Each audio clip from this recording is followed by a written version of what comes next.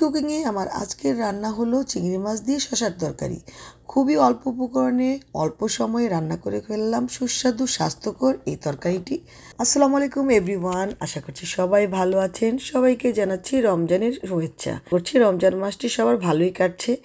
এবছর রমজান মাসটি আমারও বেশ ভালো কাটছে, কারণ শীতের মধ্যে রমজান চলে এসেছে। দিনটা ছোট আর রোজা রাখতেও ভালোই লাগছে। রোজা রেখে আমাদের তো এখানে ফুল টাইম কাজ করতে হয়, বাসায় এসে আবার ইফতারি বানাতে হয়, রান্নাবান্না করতে হয়, এরপরে নামাজ তো আছেই।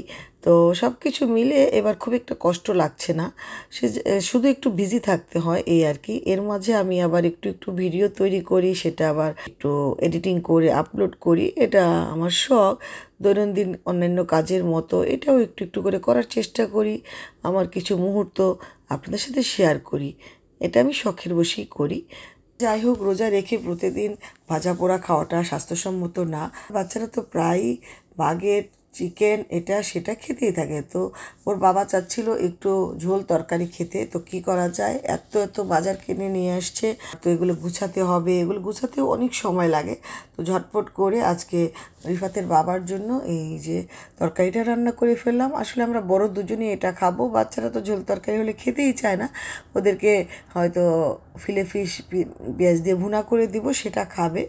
আর বুট রান্না করব ইফতারির জন্য, তেমন কিছু করব না।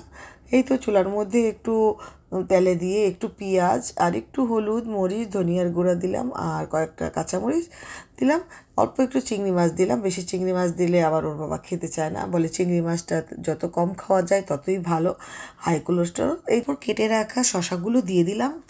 এদেশে অনেক লম্বা লম্বা বড় সাইজের শসাগুলি পাওয়া যায়, সেই শসাগুলো আনলে প্রায়ই আমি এরকম শসা দিয়ে চিংড়ি মাছ দিয়ে রান্না করি। এটা অনেকটা লাউয়ের তরকারির মতোই লাগে, ঠান্ডা তরকারি, পেট ঠান্ডা থাকবে। তো রিফাতের বাবা বেশ পছন্দ করে।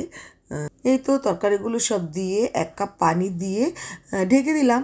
আর 5-7 মিনিট পরে আবার ঢাকনাটা উঠিয়ে দেখলাম সিদ্ধ হয়েছে কিনা। যদি একটু সিদ্ধ হয়ে যায় শসাটা, তাহলে একটু টমেটো আর কাঁচামরিচ দিয়ে আরেকবার একটু ঢেকে দিলাম।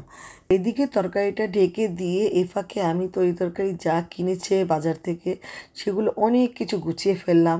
আজ চোখের সামনে রেখে আমি 1 মিনিটের জন্য বসে থাকতে পারি না, তাই আমি ঝটপট করে কাজগুলি গুছিয়ে নিয়ে তারপরে রেস্ট নেব। কেমন লাগলো আপনাদের?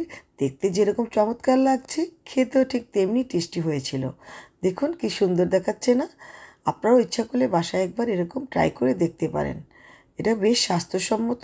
তো ভালো থাকবেন সবাই, সবার জন্য অনেক অনেক দোয়া রইল। আমাদের জন্য দোয়া রাখবেন। শীঘ্রই চলে আসবো আরেকটি নতুন কোনো ভিডিও নিয়ে। ততক্ষণ পর্যন্ত বাই বাই।